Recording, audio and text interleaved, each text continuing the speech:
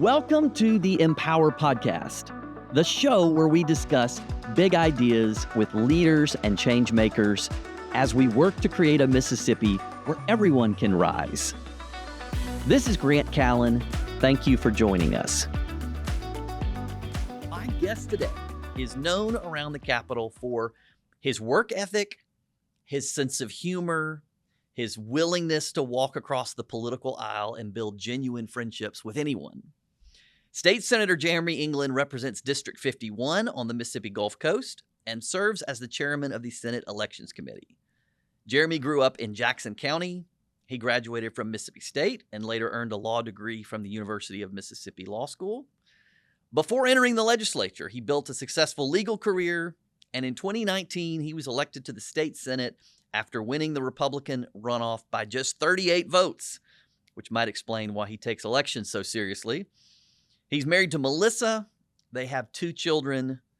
Jeremy, welcome to the Empower Podcast. Hey, thank you, Grant. I'm really glad to be here today visiting with you. Well, we've been trying to work this out. I'm so glad we got it worked out so you could be here in person. There's a lot that I want to get into about your story and about your work at the Capitol.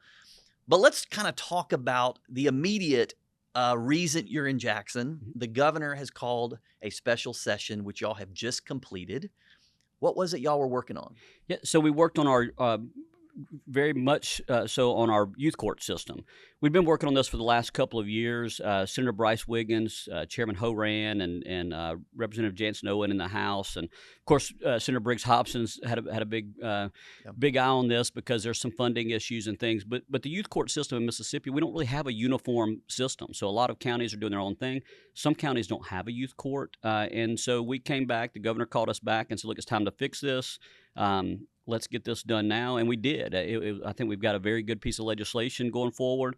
We've got it kind of staggered to where it's going to take effect over the years, so it's not being thrown on anyone kind of all at once. But it's very important. The youth in Mississippi, and we're trying to get away from recidivism with children that you see sometimes whenever they go into a system and they may end up put in a home or put somewhere, and we need to fix that. We don't want to hear from our DAs that they're seeing the same kids that they saw in youth court come back before them in adult court later. We want to fix that here in Mississippi. I think we took a big step towards that. So, but of course it was special session, so it was a little crazy. It was a lot of recess subject to call as we got things worked out, because again, it's just this one topic. But it was a very good special session. Good to get back up here with my colleagues and do something so important. Well, it was fascinating to watch from the outside because the House chamber at the Capitol is under construction. So the House was meeting a few blocks away from the Senate, y'all were still meeting at the state Capitol, right? They were meeting at the old Capitol. So normally you can literally walk across the hall and talk or work on strategy. This time you had to walk a couple blocks. Right. Did you think that impacted the way the work was done, or was that a non-effect? It did. You had to get, for instance, if the House passed a bill, we had to have it get through their docket room. And then instead of walking across the hall, we had to, I guess they used golf carts and wheeled it over. Look, I think it's super cool. They got to be in the old historic Capitol. I was reading some of the stories and I think Jill Ford mentioned that, for the first time in that Capitol ever, women were there and voted and presented a bill. I mean, what an historic time. It made it a little difficult, but at the same time, a little jealous that the House got to go do that over there in the old Capitol. There were rumors throughout the special session that there might be other issues added to the call. Did that materialize? It didn't, but that, of course, was in play. You've got all of us here in Jackson, and there's big issues that we need to take on, one of them being PBM reform, pharmacy benefit manager reform, which is needed.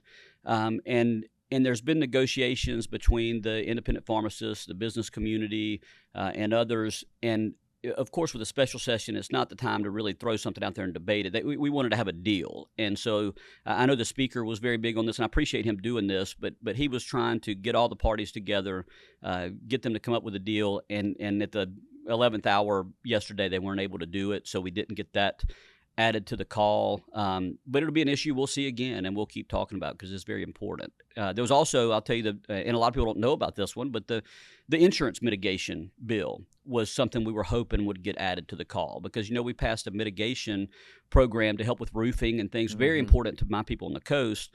And we had one statute, I think, that was referenced in the bill that shouldn't have been referenced, so the governor vetoed it for that reason. Would have been an easy and quick fix, but we didn't get that added either. So, but look, we'll be back in 5 months, and we'll take this back up then if the governor doesn't call us back. Yeah.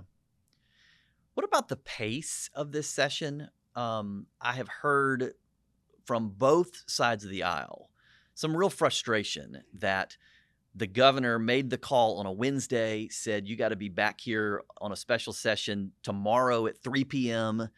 And then members, even once you got here, had a 200-plus page bill that they were expected to vote on immediately. Right. Is that the way the process should work? Well, let me say yes and no to that. The frustrating part, obviously, is we're part-time legislators. A lot of people don't understand that. Our session is from January through the end of March, usually maybe the first part of April. And then we go back home and we have our regular jobs, we have our families. And of course, summertime, our kids are getting ready to go back to school. Sure. We've got legislative conferences we're attending. Some of us have family vacations.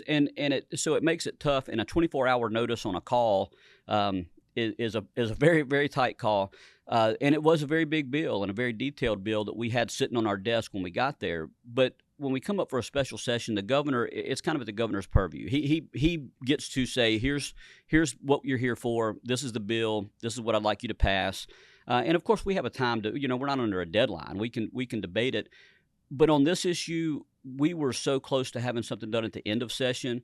It was fresh in a lot of our minds, and our chairman and our this was in Judd A committee, which I serve on in the Senate. We talked about this all session, so it wasn't completely new. It was something we already were familiar with.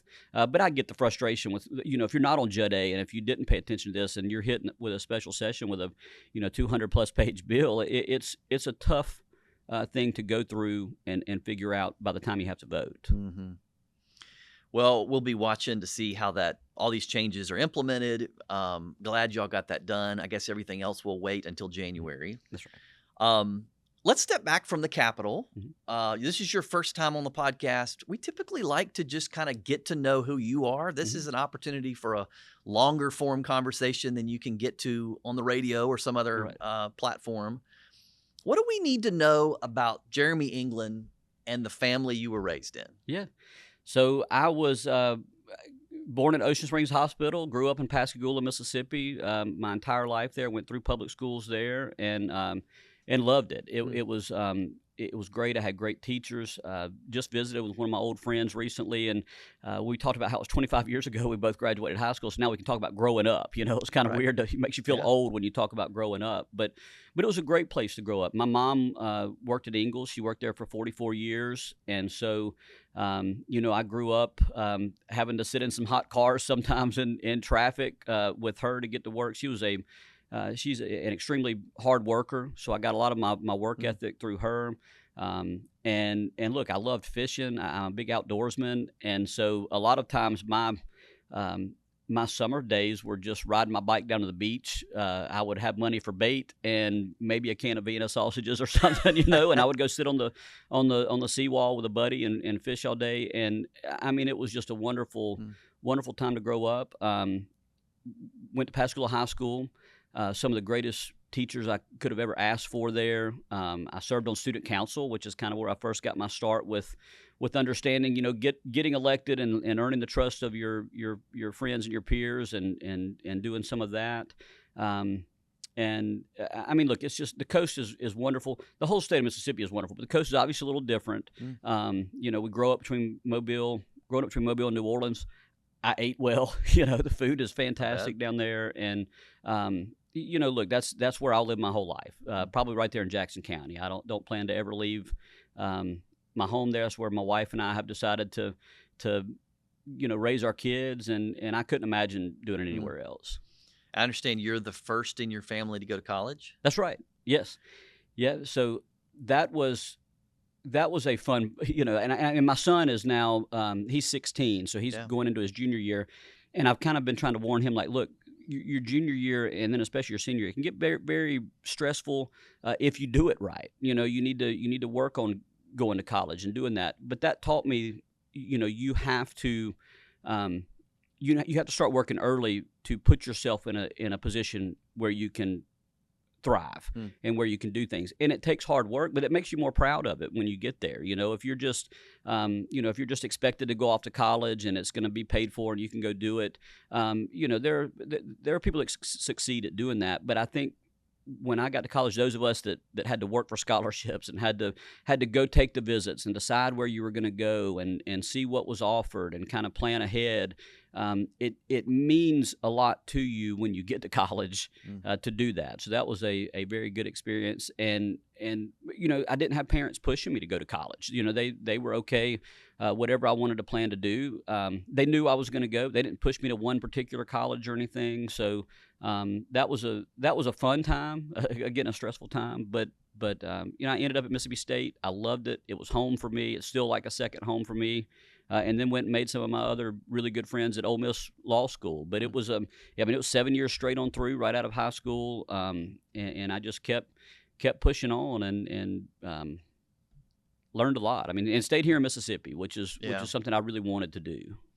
Did you ever think, as a first-generation college graduate and then law school graduate, did you ever feel like you didn't belong or questioned whether you would feel like you belonged when you got there? I think I don't know that it was a question of whether I belonged. It was definitely a different experience. I definitely learned when I first got to Mississippi State that there is a difference between the coast and the rest of the state. You kind of get in there. And one thing I learned, the coast is very diverse. We have a very diverse population. And I think that was beneficial to me, making friends and reaching out and getting to know people from different backgrounds, because I grew up with people, from different backgrounds on the coast. So I don't think it was, it wasn't anything that was difficult or anything that was super noticeable, but it was there. And I didn't have the, hey, how did this go for you, back at home? It's kind of a learning experience for all of us, and they were super supportive, but they were learning as I was learning. Yeah, Mississippi's an interesting place in that, in a lot of ways, we're just a big family, and it's a small state, but so diverse. And like, I was from Laurel. I had not been in the Mississippi Delta really until I was an adult. Right. And that is such a dramatically different place culturally, demographically, geographically. Right. And then you think about Northeast Mississippi, you're at the foothills of the Appalachian Mountains, and that's a whole different place.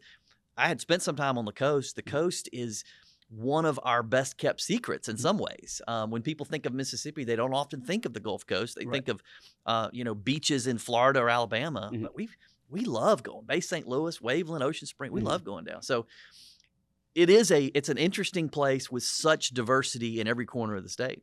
That's right.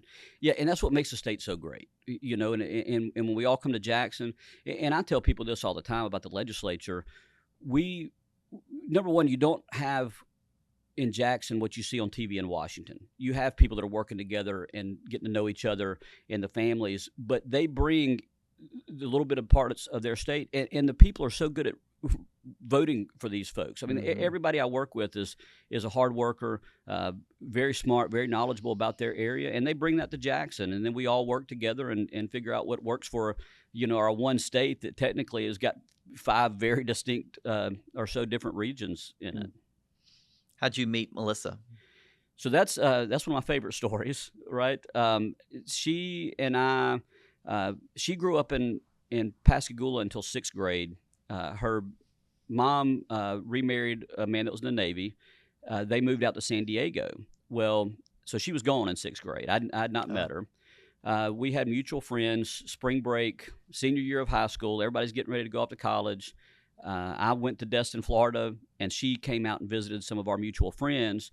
And we met, and it was literally a cliche kind of love at first sight kind of thing. We talked, we hung out, got to know each other. There was just such a click, and we were two 18-year-olds getting ready to go to school. I mean, completely unexpected.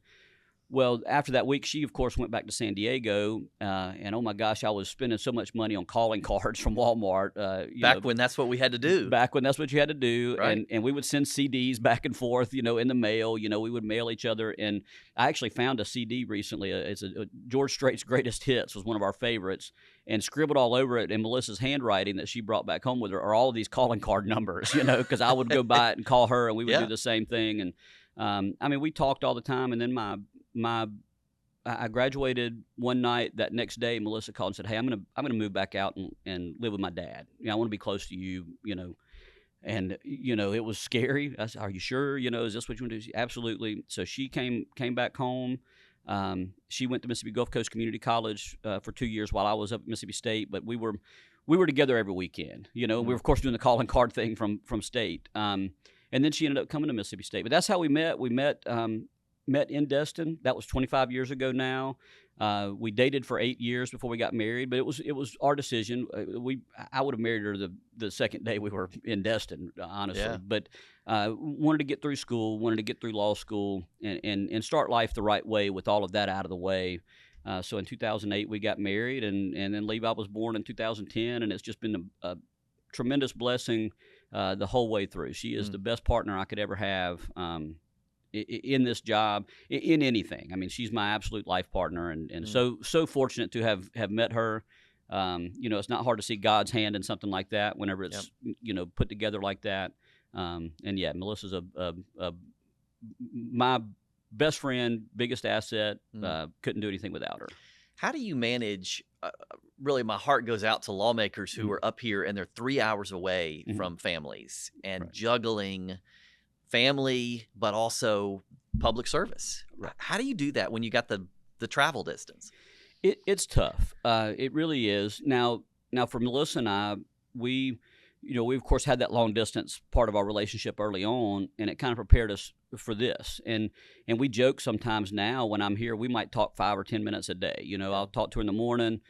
She knows I get super busy at the Capitol, and I'll talk to her at night. And that's kind of frustrating, but I go home every weekend, Thursday or Friday if I can, and I'll tell you some of the best advice that I got, and I've shared this with new lawmakers when they come in now that I've been there a little bit. Billy Hughes was mayor of Gulfport when I first got elected. He walked up to me and my desk mate Mike Thompson, and he said, "Look, guys, you're going to get super busy up here. You're going to have weeks where you have dinners every night. You're tired. You're going to get home." He said, "But don't go home and lay on your couch and not do anything. You've got to jump right back into family because they're without you while you're here. If you've eaten steaks all week and your wife wants to go out for a steak dinner, you get in that car and you act like it's the first one you've eaten all week. Go to the ball games, go do this." And I'm so glad he told us that, because that's been very helpful, because I do,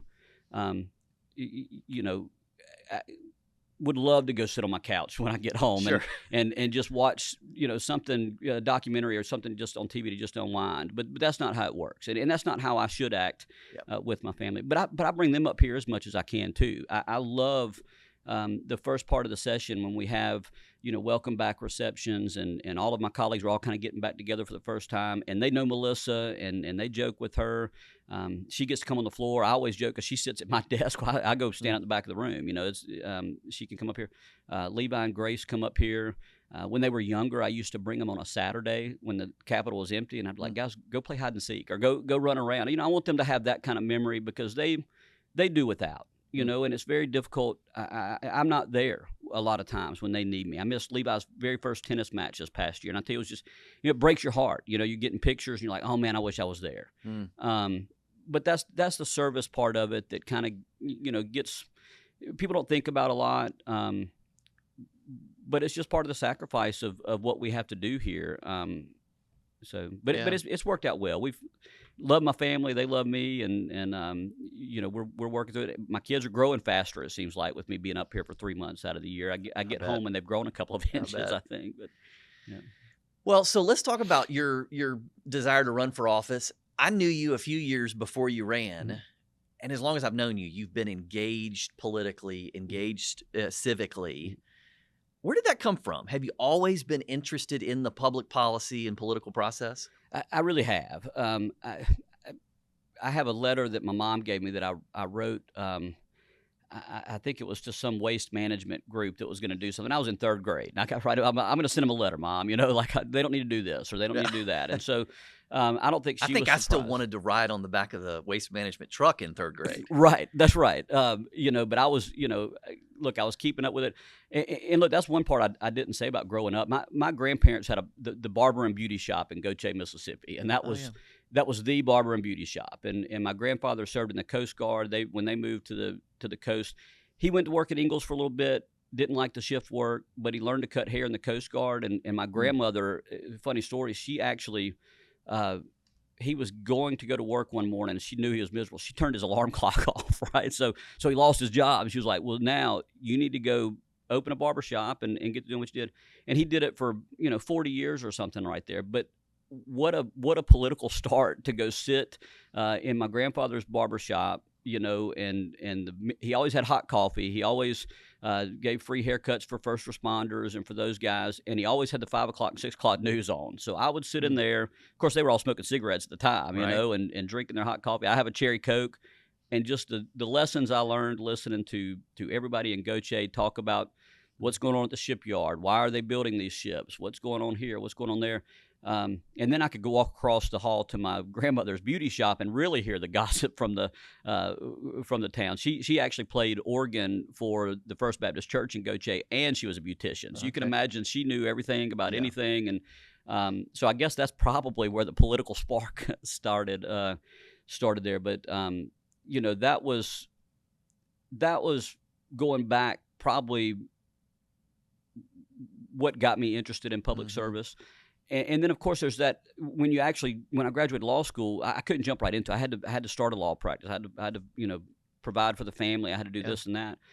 And in 2015, I think it was 2015, was when Melissa asked me, and I remember it specifically. She said, I was getting out of the shower. She was getting ready, putting her makeup on. And she said, hey, when are you going to run for something? Well, Wow. that's kind of what I've been waiting on. Yep. I can't do it without you. Yep. Let's see what opens up. And I thought about running for supervisor one time, but then Michael Watson, who was my state senator, decided to run for Secretary of State, of course. Yep.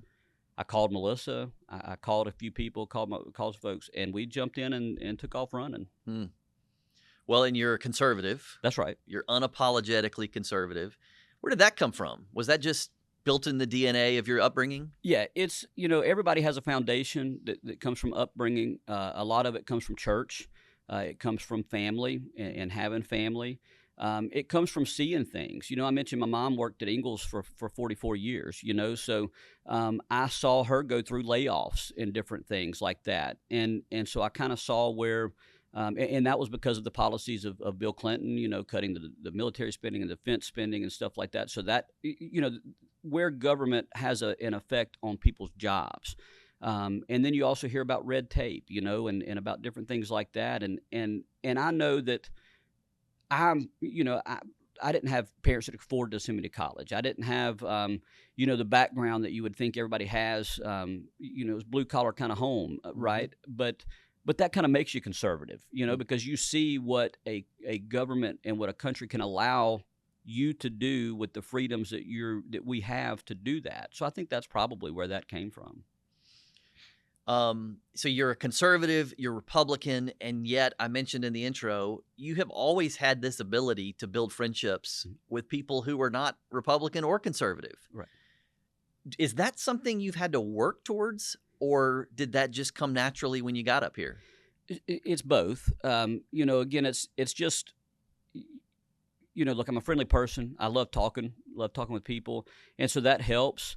But when it comes to policy, I've learned that a lot of times you have to be willing to have tough conversations with people, and you don't have tough conversations with strangers, right? You get to know them first. And I'll tell you, our mutual friend, Forrest Thigpen, my first year up here, he grabbed me and Senator Daniel Sparks, and he said, hey, I want y'all to come to dinner. It's not business, but I'm going to have three of your Democrat colleagues there, and let's just go talk. And it was my favorite dinner I've ever been to.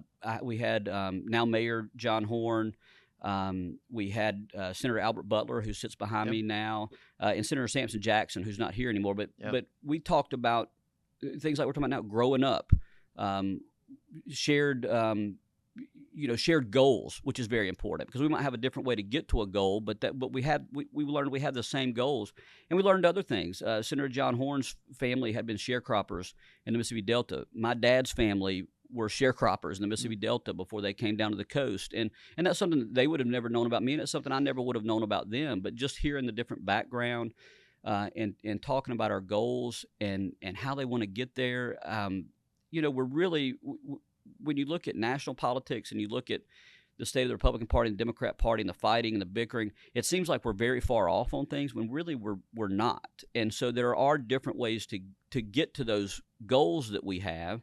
And we can have disagreements, and it's easier to have disagreements with friends too, right? Because you come right back to it. And we do disagree a lot of times, but we always have dinner, and I really enjoy that. I love hearing people's experiences, why they care about what they care about. I love having the tough conversations about things like poverty and race and things like that with people that don't look like me, because it gives me more information, and it helps me understand how maybe we can move the needle when we need to. Well, I admire that aspect of you greatly, and it is such a lost art, and it is almost completely gone in Washington. I mean, I talk to people in Congress who say it's a liability for me to be caught having a public dinner with somebody from the other party. Like, that picture would be plastered on a mail piece and used to show that I'm like somehow not committed as a Republican. Right. I'm thankful you mentioned we're not there yet in Mississippi, and yet it's still, you've been criticized for not being conservative enough by having friends that are a different race or a different party. Right. And yet I bet you make better policy when you understand somebody's life experience who didn't have the same life experience, didn't have the same history. You're going to end up with something that's a better product because of their input. Right. And it's funny you mentioned photos. I've been a victim of photos with, Democrat colleagues. There's one with me and Senator Juan Barnett. One of my favorite pictures ever was after the flag vote, and we're fist bumping and sharing a moment. There's one with me and Derek Simmons that a high-ranking official in Mississippi used against me, where we were laughing, and he suggested I was laughing about doing Democrat stuff, but that was one of those first days of session. Melissa was sitting at my desk, and Derek Simmons was giving me a hard time about how did you get such a beautiful and smart wife, and we're cracking up. It's one of my favorite pictures. I love it. I hate those identity politics. I hate that we've gotten to that, and that really does scare some people sometimes from that. But I'm not afraid of it. I'm unapologetic about it, and honestly, I know. And if other people don't know, I don't know how to convince them. I know that my foundation and my principles are strong enough. I can go into a room and talk about a very tough issue, and my foundation, my principles aren't going to crumble. As a matter of fact, I look at it as an opportunity to share that and maybe to move the needle with them. And even if they're as strong on their foundation, their principles as I am, that's perfectly fine. Because those aren't the only two roads sometimes to that goal. We can maybe find somewhere where we can get to it, and that should always be, making Mississippi a better place for all of us should be the number one thing. How we get there, we'll figure that out, And there's some things I'm not going to agree to how to get there because I don't think it'll get us there. But we'll keep talking. If we were like Washington and you couldn't talk and there just wasn't any desire for people to do that and make friends outside of your own comfort zone, I don't know that I would like to be here. That's one of my favorite things about it. Well, you mentioned those two pictures. I love that you've sort of, rather than running from that, they're like your profile pictures in some of your social media as you've just leaned into it and said, I'm gonna own this. That's right. Is there an issue you can think of where conversations with people across the aisle have changed your mind on a particular policy or an issue area? Yes. So look, of course, the flag vote was a very contentious issue, right? Yeah. Back when it happened. And there were just a lot of different sides weighing in on that, and that got heavy. And without getting into that issue, I'll say one thing that I was able to see from where I was, the contentious part of that was whether we suspended the rules to take up the vote when we did, retire the old flag, and decide to have a new one. We had to have a 2/3 vote. That was a very tough thing. But what I don't think people understood about that was end of June. We were going to come back in January when we didn't need a 2/3 vote, and the votes were there to retire the flag. So if we had waited, I just couldn't imagine Mississippi going through 6 months of a battle of that nature on a on a national scale. So that was one. But I'll tell you one just recently was the SHIELD Act here in Mississippi, where the SHIELD Act it came to me. It was an elections bill, and it's the purpose of it is make sure we don't have any non-U.S. citizens on our voter rolls. And I don't think we have many, but it's a thing to make sure that we have that security and that level of making sure our integrity behind our elections is there. We don't want non-citizens voting in our elections. Well, the concern that some of my Democrat colleagues had was, well, how do you prove that you're a citizen if you falsely flagged? Well, one way is to get your birth certificate, right, and bring it to your clerk's office. So Senator Johnny Dupree, we sat down and talked. He told me those concerns, and we have since been working together to try to find a way maybe that the Department of Vital Statistics can provide a copy of your birth certificate. If you're proving your citizenship for the purpose of voting, how can we make that easier? So he and I are working together to try to find that. And I would have never thought about it. But look, I don't think it's going to be a big issue. But if it comes up, me and Senator Johnny Dupree are going to make sure that's a non-issue before it ever even happens. So we're working together on that. That's an example of what's going on right now. Yeah, that's great. And you're right. We agree on a lot more than we disagree. Mm-hmm.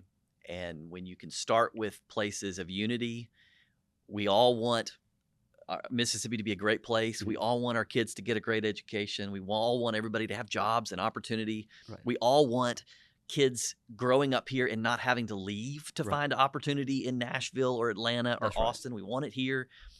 When you start there, like that's a pretty big foundation to build on. The how we get there and which policies are the best to get us there today, that's where most of the disagreement is, right? That's right. And you have 52 senators and 122 House members. So, you might have that many different roads for what people want to figure out what to do. And that's the sausage making process. That's where you've got to kind of come together and get that. And I know you and I have talked about this before. I like legislation that takes small steps. I think small steps are more permanent. So that's when I say moving the needle. I don't like what we see in Washington with these executive orders where it goes one way to the other. There's no stability in that. You can't build on that. You can't do anything. But if you start making changes in the conservative way and get them moving that direction, that's really a big step from a legislation standpoint, because it's more likely to be permanent. It's more likely to be something you can build on. It'll be easier the next time to move it a little further. And also, if we do something that's not working, it's easier to work it back and do it rather than a big swing one way or the other. So that's kind of one of my ways of looking at legislation, which is not the same as everybody else, and that's fine. But I found that it helps me be more realistic when trying to figure out what we can do with some legislation. Sort of taking the long view. That's right. Well, so thinking about long view, the country just celebrated America 250 years of this great experiment in liberty. Right. A couple of weeks ago, you gave a speech at Mississippi College where you highlighted 6 foundational principles. Mm-hmm. Walk us through those. You talked about freedom, opportunity, dignity, the rule of law, limited government, civic duty. Why those 6? Yeah, so those 6, those are kind of the pillars or the backbone of what makes America great. And what I was able to do in that speech, look, I love history, right? I learn from it. I'm trying to read a book about every president. I read about historic figures. I read about military stuff. I read about all of it. But what I did with my speech there at Mississippi College was I was able to tie a founding father to each of those principles. And look, they all had those principles. Some of them kind of highlighted them a little bit more. And it also allowed me to express how important it was that we had that group of men together at one time, all their differences, all their debating, very big, strong personalities that wanted it their way or the highway. but were able to come together and form, a nation, a new nation. And not only that, but they were able to separate from the largest empire at the time and the strongest military at the time, and they stayed focused on it. And I think having those principles that you named out, when you base what you're trying to do on those principles, it gives you something worth fighting for, right? So they knew that, look, we're putting our lives on the line, we're putting our wealth on the line, whether they had it or not. They were putting everything on the line for those things because they wanted a government that was built on that and that focused on the people. And so talking about things like rule of law, I talked about John Adams, who I think of as being the one that probably portrayed that the most. He talked about that often. We're a country of laws, not of men. He defended the British soldiers that fired on the crowd for the Boston Massacre and how tough that was. But he said, listen, they're entitled to the law. If the law means something, the law applies to them just like it does everybody else. And that's so important for today's time too, right? But he embodied that. He fought for that. Before you get to another one, Yeah. that one particularly, rule of law, is so important and so, in some ways, it's not talked about enough today. Right. And if you watch it on the national stage, it appears to me that, again, people on both sides of the aisle, especially in the White House, on both sides of the aisle, have decided to do whatever they think they can get away with and just hope the Supreme Court will rein them in. And that's so unhealthy to the future of this democracy. That's right. Yeah. It gets you away from those principles, right? Yeah. And that's where, whether they, without getting into what any sort of intention is, I think the people that would love to see our system broken down and maybe rebuilt in something that they want to see, they know those are the areas they've got to attack. If they convince people that the rule of law doesn't mean anything anymore, well, we lose that pillar. It becomes a lot tougher. If they convince people, speaking of one of them being dignity. Dignity is very important, especially a government of the people, by the people, and for the people. You have to have dignity in that. You have to understand that. You have to have that character trait that you're able to pursue. Now our founders, had some flaws in what they set up. One very big one, of course, slavery. But at some point, the reason we were able to get away from that is because we weren't treating fellow human beings with dignity. And we had to, kind of build that pillar, after the fact. It was there, but it was a very weak pillar, and we were able to do that. But when you give people the dignity and the self-awareness and the ability to build themselves and say, hey, you're an individual, you have these freedoms, go as far as you want. Go do what you want to do. Don't be afraid of failure. You can succeed here, but you can't do that if you don't have the dignity, right? And Martin Luther King spoke a lot about dignity for that very reason. You have to have that in your soul and in your being, and know that you have a government that will, also have dignity for you. Yeah. And so that's important. Opportunity is a huge one, obviously. We have opportunities here that nobody else has.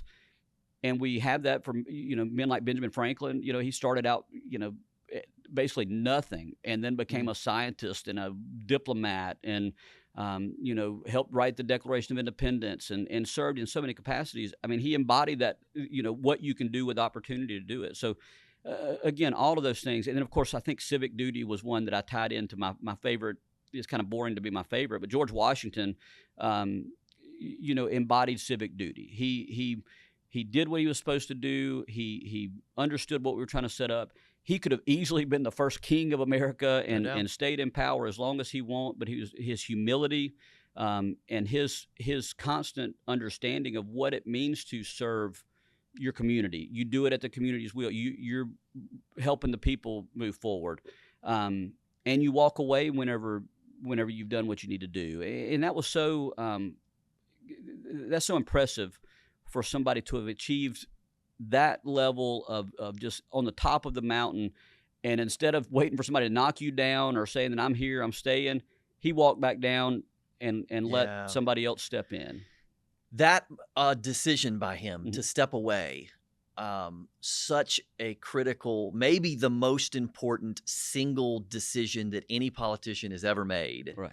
And I love the song in the Broadway musical Hamilton where I I guess it's Hamilton is writing as the secretary for Washington, and he's saying, you could continue to govern. The people will continue to elect you. Right. And Washington says, but we'll teach the nation how to say goodbye. That's right. And it was such an act of personal sacrifice that is often lacking today. I mean, we got politicians in their 90s Right. that just are so self-important. Mm-hmm.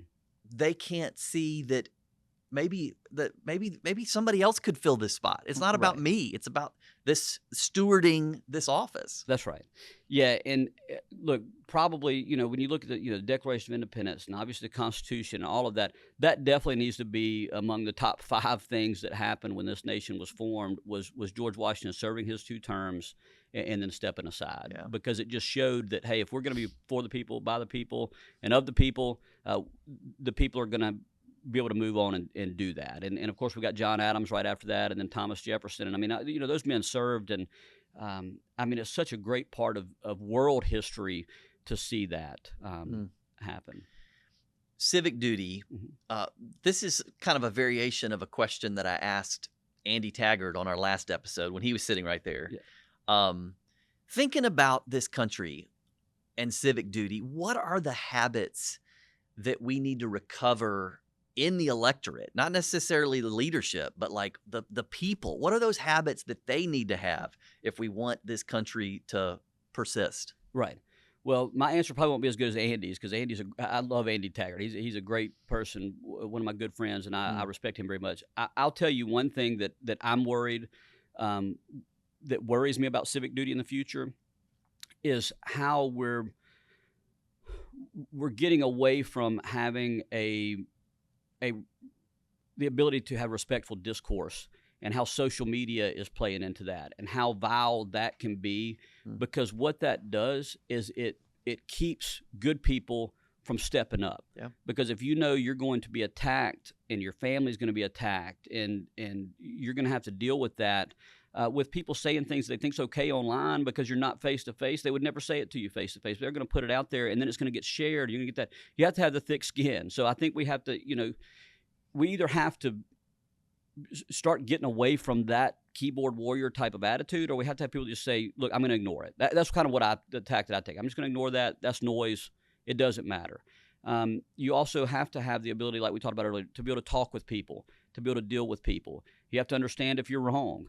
I love what Churchill said one time. He said, if you never change your mind, you'll never change anything, right? So sometimes you have to understand that there might be something you might not be seeing correctly, or you might learn something new that changes your mind on something. You have to be able to do that. But you also have to be willing to make that sacrifice. You have to understand that, look, I get accused. This is one of the funny things with keyboard warriors.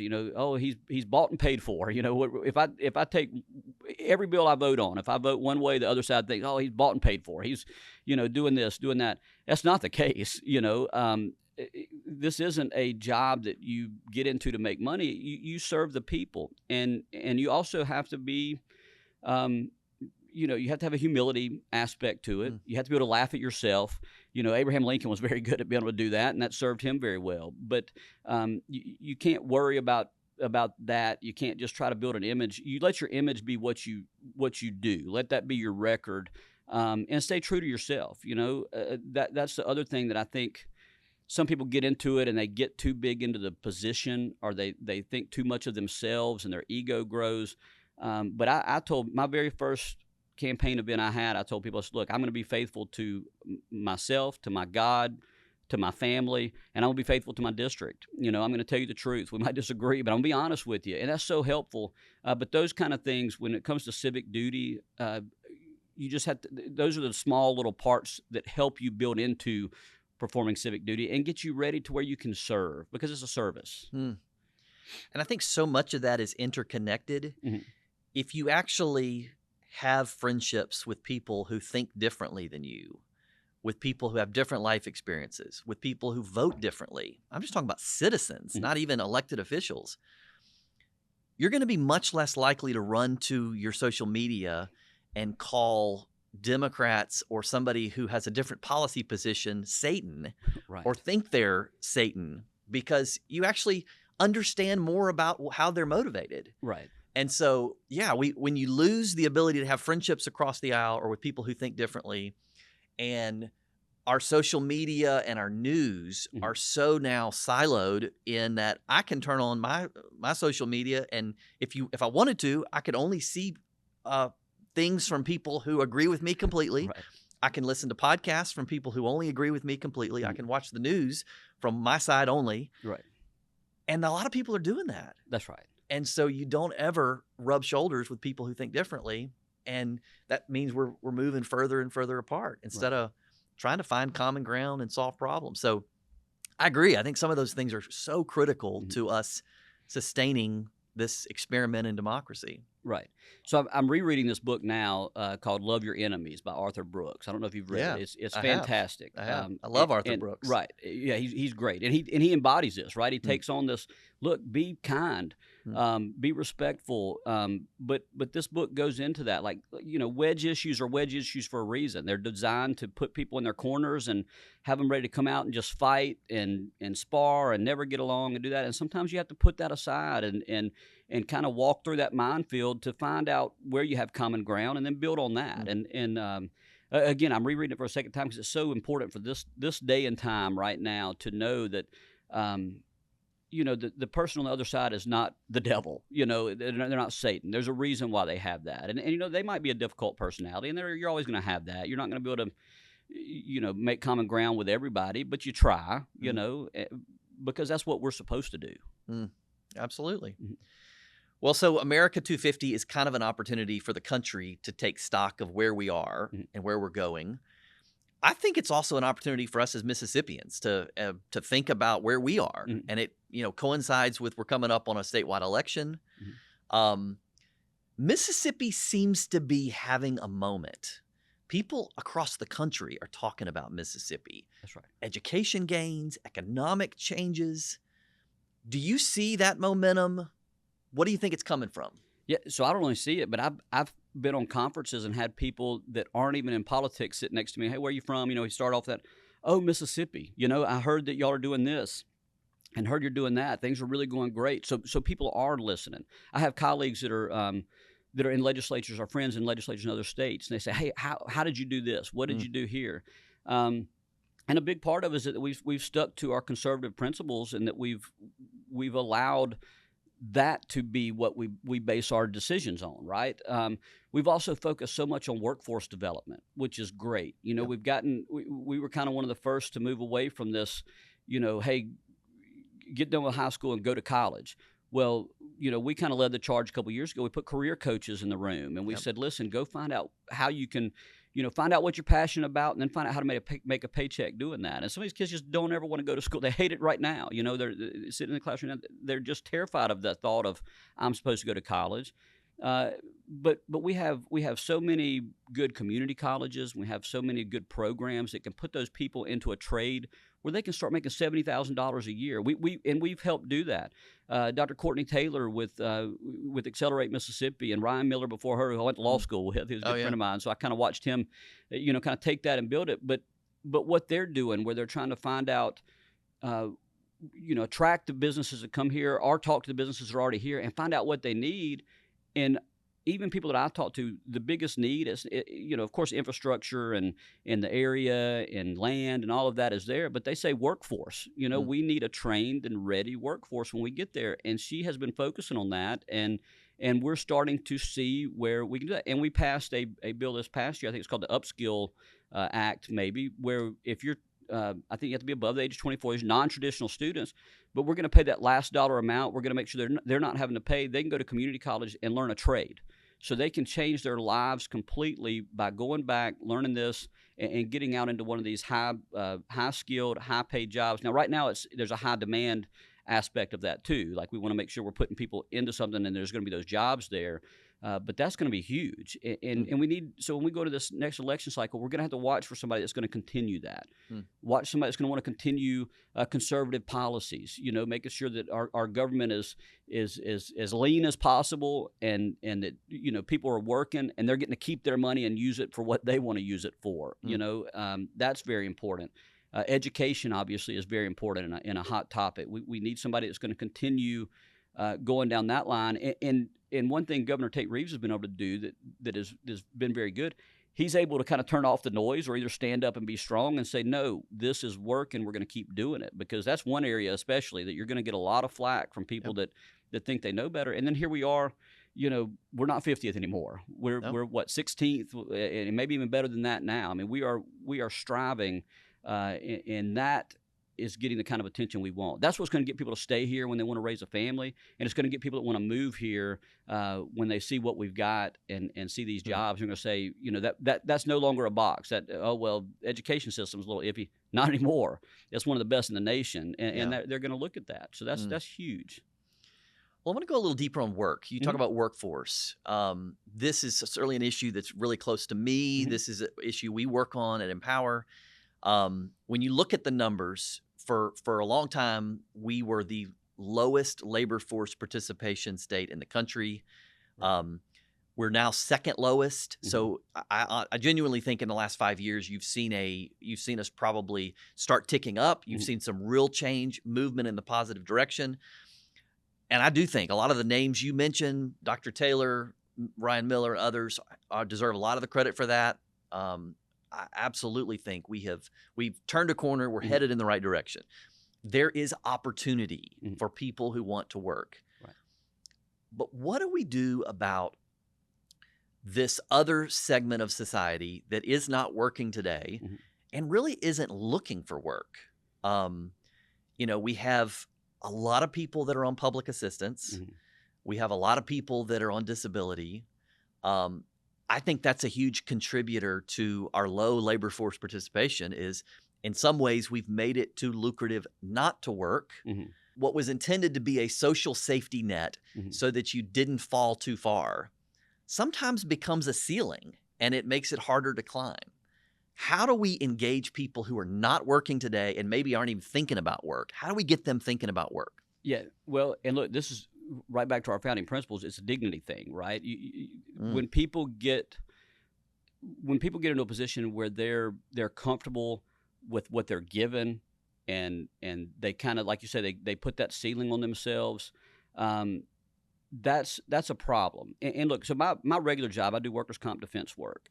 And so I go to conferences all the time. And ever since I started practicing this, I understood that if somebody's out of work for 30 days, the chance of them going back to work goes down. By the time they're out of work for 90 days, the chances of them ever returning to work is very, very low. And that's scary. They just they learn how to, survive and go about life without going out and earning money. Well, then we had COVID, of course, and that's exactly what it was, about 90 days that people were, things were shut down and people were out of work, and then finding them to come back, it just wasn't there. And if I can tell a quick story about when I first realized this was an issue, and it's a first world story because it's about a fraternity issue, but we had, the lady that would come in and cook for us, we lost our cooks. We had to hire some new people.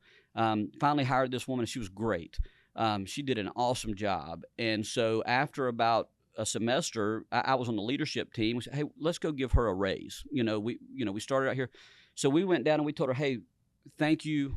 You're doing a great job. We love you. You take care of us. We're gonna bump your pay by $2 an hour. And she said, wow, that's great. Thank you. Please don't. Because if you give me that raise, I lose these benefits that are helping me take care of my kid and help me take care of these people. And that really hit me, because I said, wow, we're trying to help you advance, but we can't because you've hit this ceiling here. And I get it. I mean, she was doing what was best for her. I mean, I don't blame her for it one bit. She's making an economic decision. She was.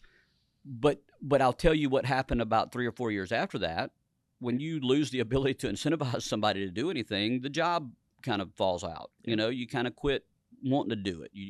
Because how do you incentivize somebody without rewarding them either through better pay? And we didn't have a better position. It was only through better pay. And when you couldn't do that, your workforce kind of falls off on that. And government benefits that are permanent in nature, I don't know that they're by design doing this, but they are almost chaining people to that lower standard. We talked about it with Medicaid expansion stuff. That coverage gap that we talk about that's there because the government has gotten so involved in the medical care community and providing medical care and health care that we've not only made it more expensive than it used to be.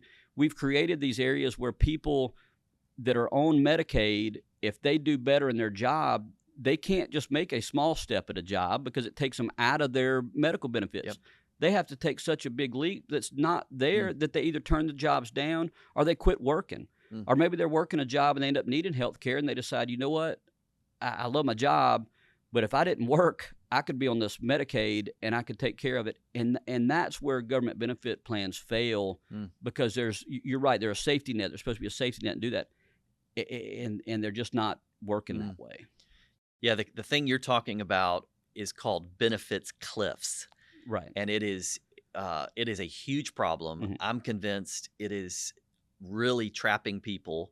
The solution is not easy, but I think the solution is figuring out a way to taper the benefits down very slowly instead of a cliff so that somebody does have a path to, to have that upward mobility, to have that ability to rise where you better your life without losing more than you gain. Right. And there's a way to do it. We're doing some research on it now that we're planning to put out next year on how to do that in Mississippi because I think it's super important. Right. Oh, it is, and it gives people that dignity to do something and to know like, hey, these are being tapered down. I'm going to have to step up. Our work. Another workers' comp example. What folks are starting to do now, if they can't accommodate restrictions for a job, they'll reach out to like a nonprofit and let these people go to work for those nonprofits in an accommodated position. Maybe sitting, folding clothes or doing something, but it keeps people working and it gives them that sense of I'm doing something and I'm making it happen, and it's easier to step back into work when it happens. I mean, look, a lot of times people hate that that's an option, but it's by design because it really is. If you can get hooked on this government benefit system, you literally are hooked on it. It makes it so much tougher to get onto it. So I'm looking forward to that research to see what you guys find because I agree we've got to get out of this system or else it's only going to get worse. Yeah. Well, you mentioned a bunch of things that the legislature has gotten right that has contributed to the momentum and where we are as a state. We have an election next year. We're going to have a new 4-year term. Can you think of some things that you think haven't gotten done yet that we need to have on the agenda for the next season of lawmakers? Yeah, certainly. So one thing that I've been working on and that I've seen, and I'm sure you've seen research too, I think that number one, I think we spend too much money on corrections, because I think we're missing some stuff. And I've been working with a lady named Tracy Barrientos, who's Lighthouse Academy down in Ocean Springs, and she's really opened my eyes to dyslexia and how that impacts children. And she told me one time, she said, there's studies that about 50% of your prison population may have dyslexia. And these are high IQ individuals, but you can see, going through first grade, second grade, third grade, if you're not reading and we don't understand or we can't provide the resources to help remediate that issue, 'cause it's very easily remediated if you can teach them the different way. They get put in the back of the class or they get thought of as lazy or troublemaker or whatever. Well, then, down the road, I think somebody told me you can almost plan how many prison beds you need based on your fourth grade reading scores, right? And so that's a problem. And if we can start addressing those issues and started putting resources towards that, it gets our prison population down, which gets our prison budget down, and we put that right back into something like education or anything like that. But that is one of those things. When I talk about moving the needle is important, it's not going to be a quick change. Like you mentioned on labor force participation, we've moved up one spot. Yeah, that's huge, and that's a trend in the right direction. You're going to see it more, but it's a slow process, and that's where we kind of have to hold our ground. If we know we've got something that's working, we've got to stick to it because it might not be on a 4-year election cycle that's going to move 10 spots. This moving the 16th in education wasn't an overnight thing. It wasn't this Mississippi miracle we're hearing about. It was a long-term, since 2012 or whenever, of making good policy and sticking to it, and that got us there. So, that's one thing I would hope that we could look at is maybe dealing with that. But before you move to another one, your colleague, Senator Rod Hickman, Mhm. actually has had a bill the last couple of years. I'm sure Yes, you've seen it, and I can't remember if did the Senate pass it, that would have studied our prison population that's right. to measure how many of them have dyslexia. I think with hopes of, like, if we know that this is more a problem here in Mhm. Mississippi, which we know it, Right. we can make intervention much earlier. That's right. Yeah. So yeah, Senator Hickman's bill. Matter of fact, when he was presenting that, I stood up and asked a friendly question Good. about just that. Other states have seen this. Are you aware that maybe 50% of our prison population is this? Maybe these are high IQ individuals that could go on and be NASA rocket scientists Mm, if they were yeah. remediated. Through the course. But yeah, I supported that bill. I worked with Senator Hickman on it.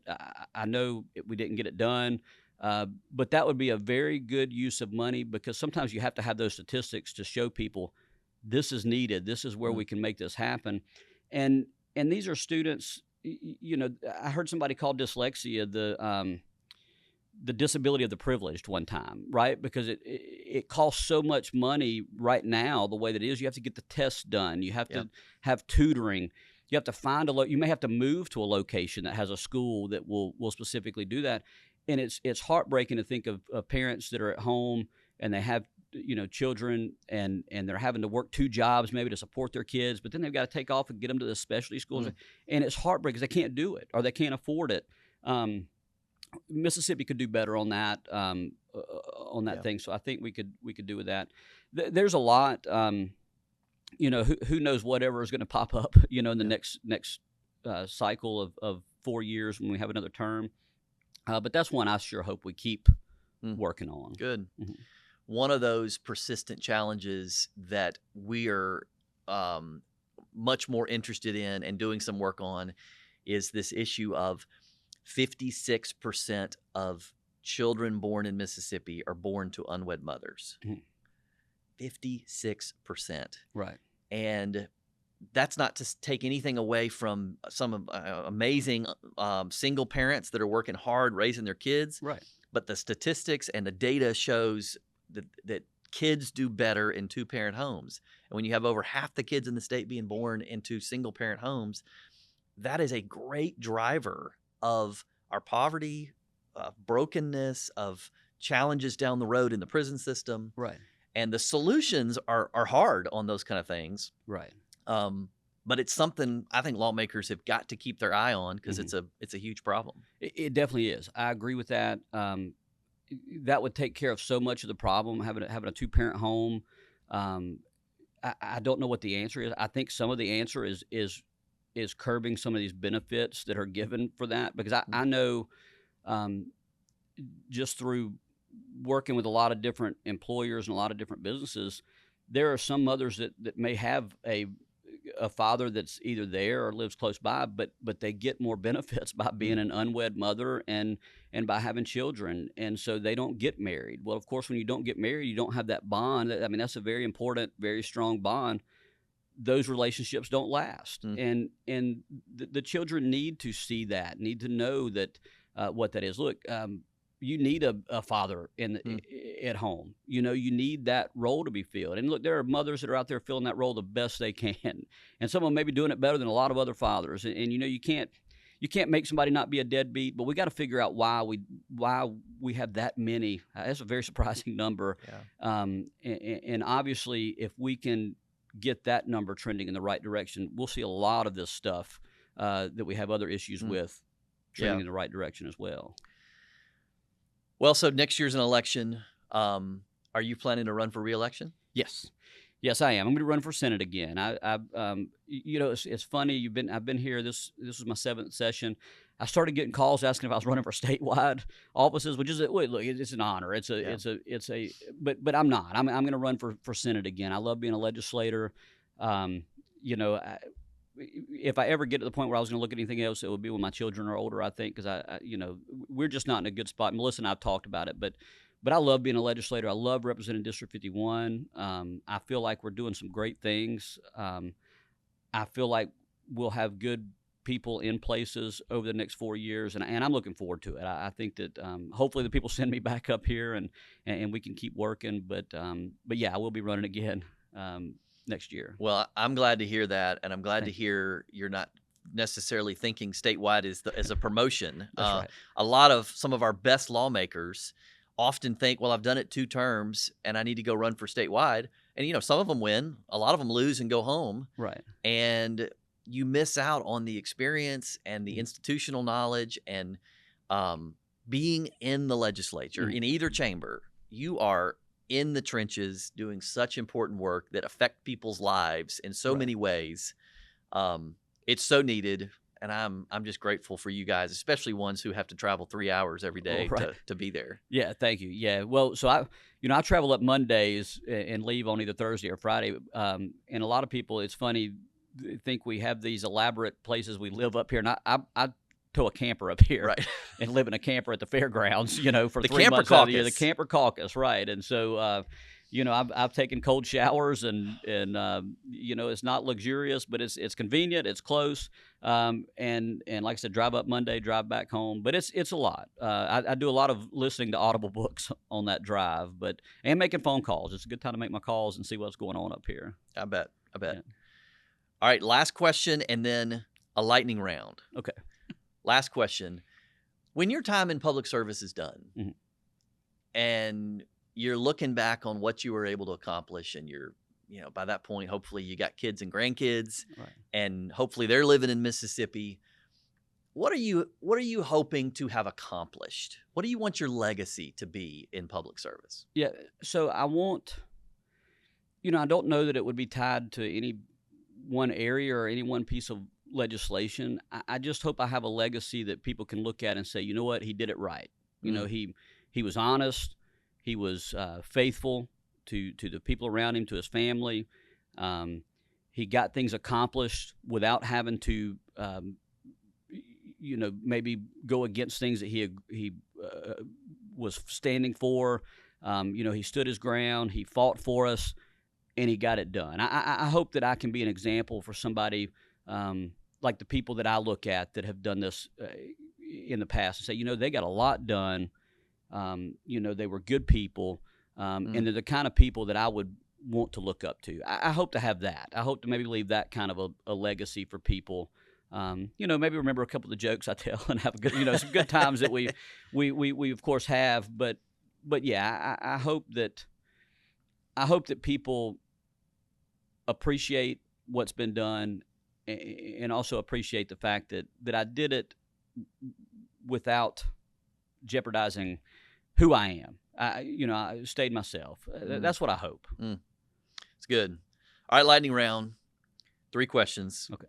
Who's the funniest member of the Senate besides you? I would look.